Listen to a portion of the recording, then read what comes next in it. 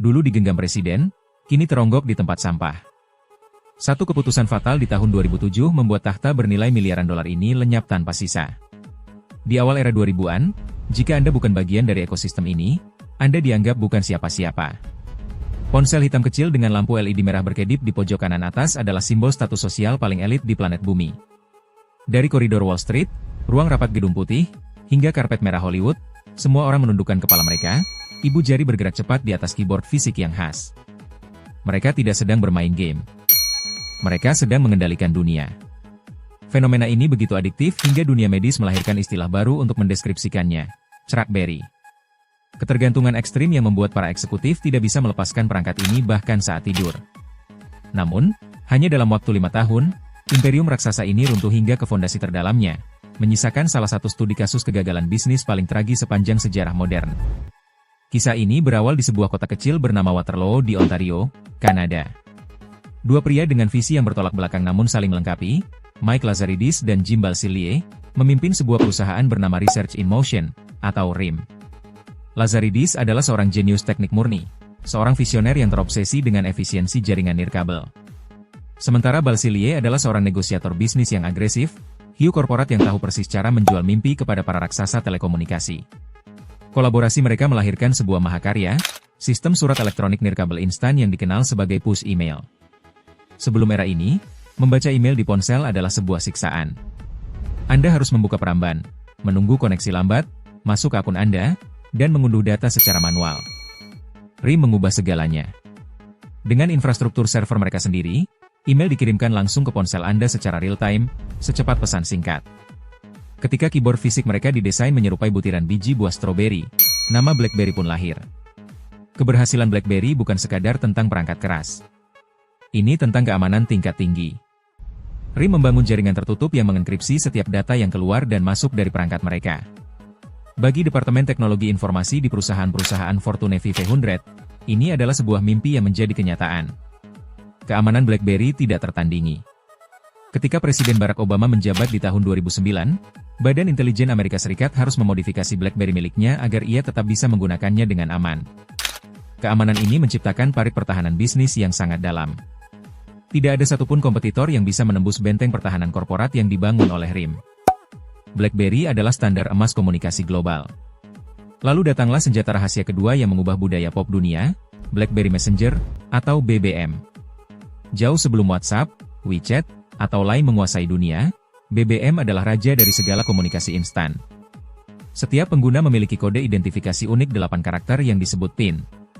Berbagi PIN BBM menjadi ritual sosial baru di kalangan anak muda.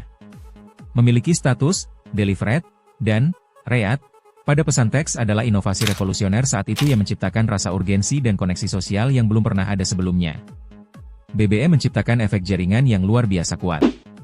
Jika teman-teman Anda menggunakan BBM, Anda harus membeli BlackBerry agar tidak terkucilkan dari pergaulan. Pada puncaknya, RIM menguasai hampir setengah pasar telepon pintar di Amerika Serikat dan mengantongi margin keuntungan yang sangat besar. Mereka merasa tidak tersentuh. Mereka merasa telah memecahkan formula abadi telepon genggam. Namun, tepat di tengah masa kejayaan mereka, badai sunyi mulai terbentuk di Cupertino, California. Pada tanggal 9 Januari 2007, Steve Jobs naik ke atas panggung utama dalam konferensi Macworld. Di bawah sorot lampu panggung yang dramatis, ia memperkenalkan sebuah perangkat yang menggabungkan iPod layar lebar, telepon genggam revolusioner, dan komunikator internet terobosan. Perangkat itu bernama iPhone. Layar sentuh penuh tanpa keyboard fisik sama sekali. Ketika berita ini sampai ke Waterloo, reaksi para petinggi RIM justru sangat mengejutkan. Alih-alih merasa terancam, mereka justru menertawakannya. Lazaridis dan Balsillie menganggap iPhone hanyalah sebuah mainan mahal yang tidak praktis. Mereka melihat daya tahan baterai iPhone yang buruk, kerentanan layarnya terhadap benturan, dan konsumsi datanya yang luar biasa boros yang diprediksi akan meruntuhkan jaringan seluler saat itu. Keyakinan mereka begitu kokoh bahwa para pebisnis sejati tidak akan pernah mau mengetik di atas layar kaca tanpa umpan balik taktil dari keyboard fisik. Ini adalah titik awal dari keangkuhan fatal yang menghancurkan mereka. RIM gagal menyadari bahwa paradigma industri telah bergeser. Ponsel bukan lagi sekadar alat komunikasi yang aman dengan fungsi email. Ponsel telah berevolusi menjadi komputer saku serbaguna yang digerakkan oleh aplikasi pihak ketiga. Ketika Apple membuka App Store di tahun 2008, ekosistem baru lahir. Jutaan pengembang di seluruh dunia mulai menciptakan aplikasi yang membuat iPhone jauh lebih berguna daripada sekadar alat pengetik pesan. Sementara itu, BlackBerry masih terjebak dengan sistem operasi usaha mereka yang sangat sulit digunakan oleh para pengembang aplikasi. Sadar bahwa pasar mulai beralih, tekanan dari operator seluler seperti Verizon memaksa RIM untuk mengambil langkah darurat. Verizon, yang kehilangan hak eksklusif penjualan iPhone ke tangan AT&T, menuntut RIM untuk menciptakan sebuah ponsel tandingan yang memiliki layar sentuh. Hasilnya adalah bencana terbesar dalam sejarah produk mereka, BlackBerry Storm. Diluncurkan dengan tergesa-gesa di tahun 2008, Storm adalah sebuah kegagalan teknis yang memalukan. Demi mempertahankan sensasi mengetik fisik, RIM merancang layar sentuh mekanis yang bisa ditekan ke bawah seperti tombol besar. Teknologi ini tidak stabil. Layar sering macet, perangkat lunaknya lambat, dan tingkat pengembalian produk oleh konsumen mencapai angka yang sangat tinggi. Hampir setiap unit BlackBerry Storm yang terjual di tahun pertama akhirnya dikembalikan ke toko karena kerusakan fisik atau kegagalan sistem. Kejadian ini merusak reputasi keandalan BlackBerry yang telah mereka bangun selama bertahun-tahun. Di balik layar, struktur kepemimpinan RIM juga mulai retak. Struktur kepemimpinan bersama yang unik, di mana Lazaridis dan Balsillie sama-sama menjabat sebagai co-CEO, kini menjadi bumerang. Ketika perusahaan membutuhkan keputusan yang cepat dan radikal, proses pengambilan keputusan justru lumpuh akibat perdebatan internal dan birokrasi yang rumit. Lazaridis fokus untuk menyelamatkan sistem operasi lama mereka, sementara Balsillie mencoba melakukan manuver akuisisi dan strategi pemasaran yang tidak sinkron. Mereka kehilangan fokus. Di saat yang sama, Google meluncurkan sistem operasi Android yang gratis dan open source, memungkinkan produsen seperti Samsung untuk membanjiri pasar dengan ponsel pintar berlayar sentuh berkualitas tinggi dengan harga yang sangat kompetitif. Satu persatu, benteng pertahanan BlackBerry runtuh.